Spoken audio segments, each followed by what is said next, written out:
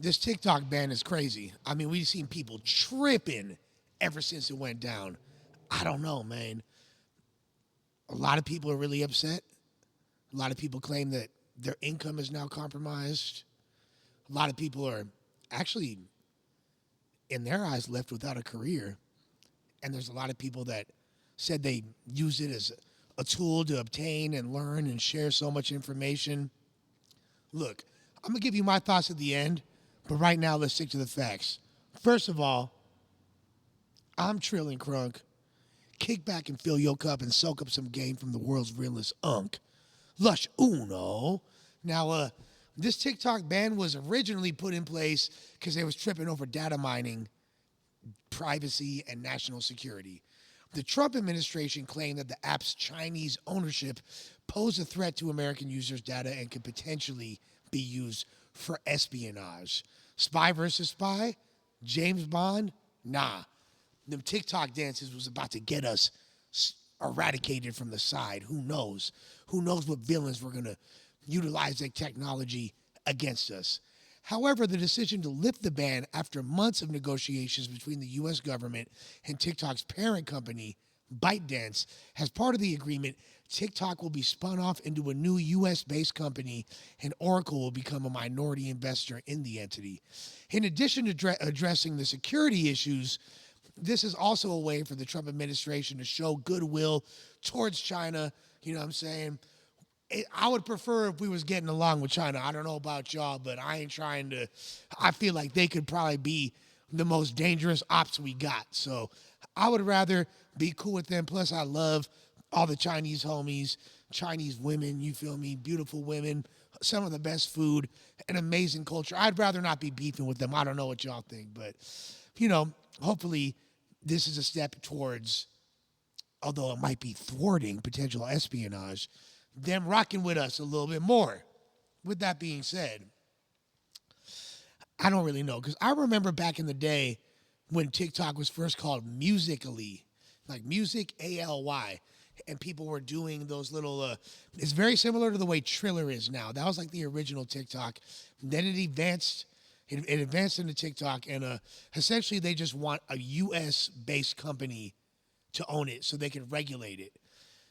Does that make sense? I mean, I think in that case it kind of does, but obviously there's a lot of mixed reactions. Some are praising the move as a win for free speech because they're bringing back TikTok. Others are tripping on the security risk. Nevertheless, TikTok's return to the U.S. market is certainly cause for celebration for its millions of users and creators. Now, I could talk shit and be like, TikTok opened up the floodgates for the lowest common denominator of talent and lack thereof to bombard us, and was a huge step in the dumbing down, the dumbification of our youth and, the entirety of our country. And in particular, a huge distraction from quote unquote, what's really important. Now, what I will say is this, opinions aside, and I was never a TikTok user.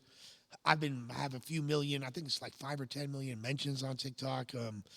My songs have been played millions of times on TikTok.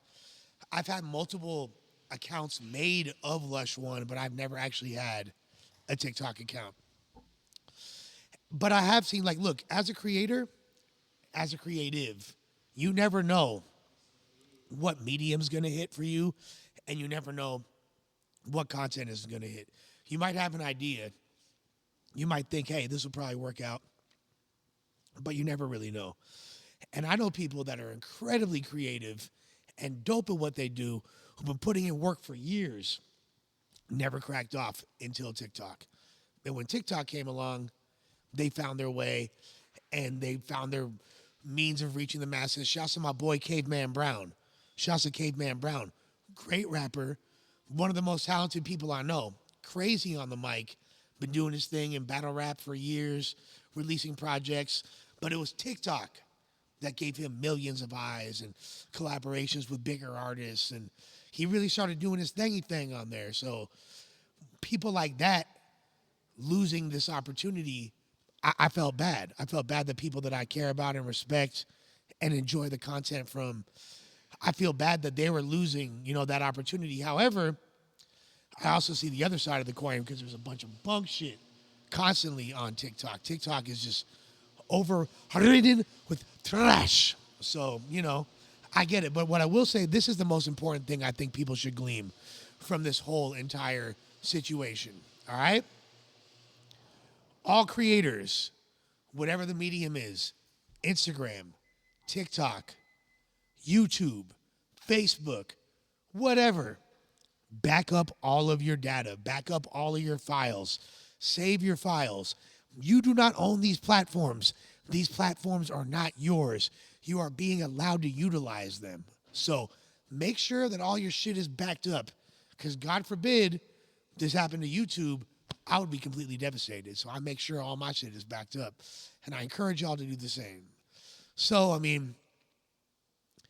I think that it's really important to note also that in the midst of this TikTok ban, a lot of users and creators have been migrating to another Chinese-owned social media platform called Red Note, or Xinghonggoshu. In fact, it's been reported that around 3 million TikTok users have moved to Red Note in just one day, dubbing them TikTok refugees. Foo la la la. The migration appears to be a form of protest against the U.S. government's decision to ban TikTok, as well as an attempt to maintain a presence on a similar platform. I don't really think a lot of people are doing it as an act of protest. I think they want to make sure they are able to continue to create the content they like.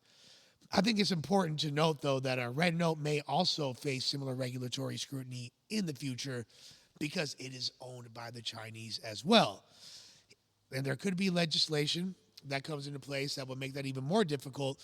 Although Trump, like I said earlier, has now temporarily lifted the ban, which is giving people at least a chance to save the files and make plans for what their next move is. I hope that they're not fully dependent on TikTok still, and they're going to be figuring out different ways to oscillate and have their audience migrate with them as well to wherever they go. Some TikTok users, like 29-year-old fashion designer Marcus Robinson, have been creating Red Note accounts to continue sharing their content and promote his business. He had a following of 21,000 on TikTok and estimated that 40% of his brand sales came from the app. And there's a lot of people like that as well.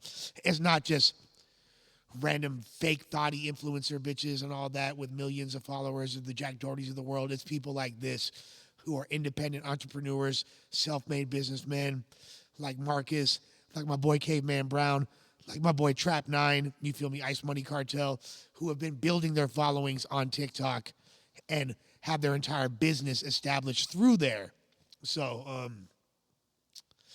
as far as the Red Note thing, it's funny that America would even allow that to be a thing, considering it's literally doing the same thing that TikTok was. And if people are worried about Chinese espionage or indoctrinating certain cultural elements or controlling thought, that same stuff could be going on. And if you look at Red Note, it's got the interface is all in Chinese. It's not even in English yet. But let me know what y'all think.